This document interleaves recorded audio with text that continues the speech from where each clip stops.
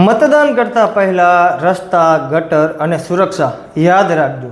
સ્થાનિકોનો નેતાઓ સામે ભારે આક્રોશ. સ્થાનિક સ્વરાજની ચૂંટણીનો માહોલ ગરમાયો છે ત્યારે ગાંધીધામ અને આદિપુરના જાગૃત નાગરિકોએ રાજકીય પક્ષો અને નેતાઓ સામે મોરચો માંડ્યો છે. વર્ષોથી પડતર પ્રશ્નો અને નેતાઓની નિષ્ક્રિયતાથી કંટાળેલા સ્થાનિકોએ આ વખતે પક્ષપાત છોડીને યોગ્ય ઉમેદવાર પસંદ કરવા માટે જનતાને અપીલ કરી છે. સ્થાનિક રહેવાસીઓએ આક્ષેપ છે કે ચૂંટણી આવે ત્યારે જ નેતાઓ ઘરે ઘર જઈ મત માંગતા દેખાય છે. બાકીના 5 વર્ષ જનતાની વેદના સાંભળવા કોઈ આવતું નથી.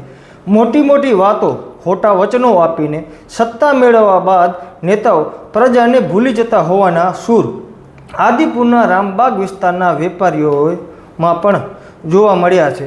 મત આપતા પહેલાં આટલું જરૂરથી વિચારજો. તમે જે રસ્તેથી મત આપવા જઈ રહ્યા છો તે રસ્તાઓ દાયકાઓથી કેમ નથી બન્યા?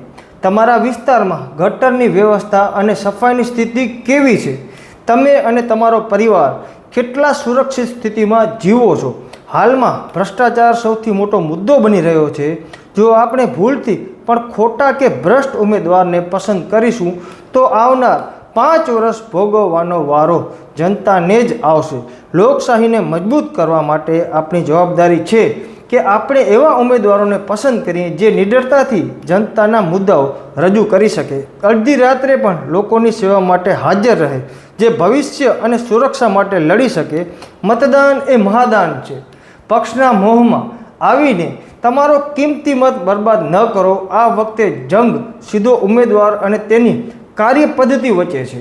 આવતીકાલે જ્યારે તમે મતદાન મથકે જાઓ ત્યારે પક્ષપાત છોડીને તમારા વિસ્તારના વિકાસ અને પરિવારની સુરક્ષા પ્રાથમિકતા આપજો. તમારો એક મત ગાંધીધામનું ભવિષ્ય બદલી શકે છે. જાગો મતદાર, જાગો અને લોકશાહીને ચોક્કસથી બચાવો.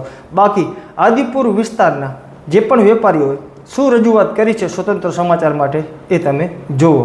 નમસ્કાર દર્શક મિત્રો, સ્થાનિક સ્વરાજના ઇલેક્શન 2026 અત્યારે આપણે ગાંધીધામ મહાનગરપાલિકાની જે પણ વેપારીઓ છે રામબાગ રોડ ઉપર શું વિચારી રહ્યા છે આ ઇલેક્શનને લઈ આપણે અહીંયાથી જાણવાનો પ્રયત્ન કરશું. એના પહેલા હું તમને આ રામબાગ જે રસ્તો છે એના હું દ્રશ્યો તમને દેખાડવા માંગુ છું કે આ તમે રોડના જે દ્રશ્યો જોઈ રહ્યા છો અત્યારે આ વેપારીઓ માટે ખૂબ મોટી સમસ્યા છે. આ એનો ખૂબ મોટો પ્રશ્ન છે. આ વખતનું ઇલેક્શન કઈ રીતનું રહેશે એ આપણે ઝીરો ગ્રાઉન્ડ ઉપરથી એટલે જાણવાનો પ્રયત્ન કરી રહ્યા છીએ કે છેલ્લા 5 વર્ષ દરમિયાન આ લોકપ્રતિનિધિ કેટલી વખત આ વેપારીઓનું પૂછાણું લેવા આવ્યા છે કે શું સમસ્યા છે તમને, અને 5 વર્ષમાં કેટલી વખત દેખાણા છે એ પણ જાણવાનો પ્રયત્ન કરશું. શું નામ છે આપનું? મહેશભાઈ. મહેશભાઈ, સ્થાનિક સ્વરાજના ઇલેક્શન એટલે લોકોના પાયાના પ્રશ્નો, રોડ, રસ્તા, ગટર, આમ આ રોડ લાઇટ, સ્ટ્રીટ લાઇટ એના માટેના, તો આ જે પ્રશ્ન છે તે અત્યારે ગાંધીધામ આદિપુરમાં કેવા છે? બસ અત્યારે જે ચાલે છે જેમ કે અત્યારે કામગીરી ચાલુ છે એટલે આ વસ્તુ એવી છે થોડુંક તકલીફ રહેશે, પણ આ લોકો જે કામ કરે છે ને બહુ સ્લો કરે છે, એમ એકદમ આરામથી, અને એના કારણે દુકાનદારોને બહુ તકલીફ પડે છે. એમ કેટલા ટાઈમ પહેલા રોડનું કામ ચાલુ કરવામાં આવ્યું? આ 10 દિવસ થઈ ગયા છે. એમ આ 10 દિવસ આમને આમ ખાડા ખોદીને મૂકી ગયા છે. ગ્રાહકોને આવવામાં તકલીફ પડે છે, અને ધંધાવાળાના ધંધા બિલકુલ સાફ થઈ ગયા છે, એવું થઈ ગયું. એમ લોકપ્રતિનિધિ કેવા હોવા જોઈએ? લોકપ્રતિનિધિ એવા હોવા ખપે જે કમસે કમ 3 મહિને એકવાર તો અહીંયા આવા જ ખપે, એમ પૂછા કરવા માટે શું તમારી તકલીફ છે. એમ છેલ્લે હમણાં કમિશનર રાજ આવ્યું એના પહેલા 2.5 વર્ષ નગરપાલિકા હતી, પછી બોડી વિસર્જન હતી, ત્યારે 2.5 વર્ષ દરમિયાન કોઈ લોકપ્રતિનિધિ કોઈ આવ્યું? જેમ કે કમિશનરના રાજમાં જે આયા છે એના પછી તો કામ બહુ સારું જ થાય છે, કોઈ ખરાબ કામ નથી થતું, પણ એના પહેલા તો કોઈ પૂછા કરવા જ નથી આવ્યું અમને. એમ કોઈ પૂછા કરવા નથી આવ્યું. જે ગુરવાની સાહેબ આવ્યા એના પછી તો બહુ સારું જ છે, પણ એના પહેલા કોઈ પૂછા કરવા નથી આવ્યું. પણ જે એક ભેગું કામ કર્યું છે એના લીધે થોડી હજી તકલીફ પડે છે માણસોને, બસ. એટલે 2.5 વર્ષ જ્યાં સુધી બોડી હતી એ તો કોઈ દી પૂછા કરવા કોઈ દિવસ પૂછા કરવા જ નથી આવ્યા કોઈ. તો કેવા તમે કીધું લોકપ્રતિનિધિ 3 મહિને આવવા જોઈએ, તો આ વખતે તમે કેવા પ્રતિનિધિની કરશો? બસ એ જ કે કમસે કમ 3 મહિને એકવાર પૂછા કરવા આવવા ખપે કે તમારે પાણી આવે છે, રોડ કેવા છે, કે રોડ લાઇટ ચાલુ છે કે નથી. બસ મુખ્ય સમસ્યા શું છે આદિપુરની? મુખ્ય સમસ્યા અત્યારે મેન આ રોડની જ છે. એના સિવાય કોઈ લાગતી નથી. હો ભરેલી પડી છે. આ મેન ગટરો બધી ઢાંકડા હટાડીને કચરા અંદર નાખી ગયા, કોઈ સાફ કરવા નથી આવ્યો.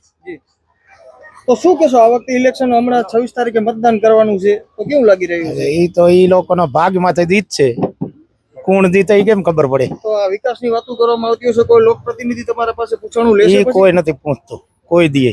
તો આ વખતે કેવું મૂડ કેવો છે લોકોનો? એ હવે મૂડમાં તો હાલે. તમારો કેવો મૂડ છે? આ કેવા પસંદગી કરશો નેતાની તમારા? અમારા તો જે કામ કરશે એ બરાબર. જે કામ કરશે એ બરાબર. હા, શું કહેશો ઇલેક્શન ને લઈને?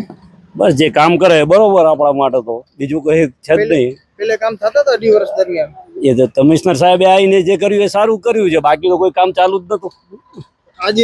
આજે બોડી હતી પેલે હા. નગરપાલિકાની, એ કોઈ કામ કરતા હતા કે એ કરતા હશે, આપણને જ આ રોડ ઉપર કઈ લાગ્યું નથી. નથી લાગ્યું? નથી લાગ્યું છેલ્લા 5 વર્ષ દરમિયાન. તો શું કહેશો ઇલેક્શન ને લઈને?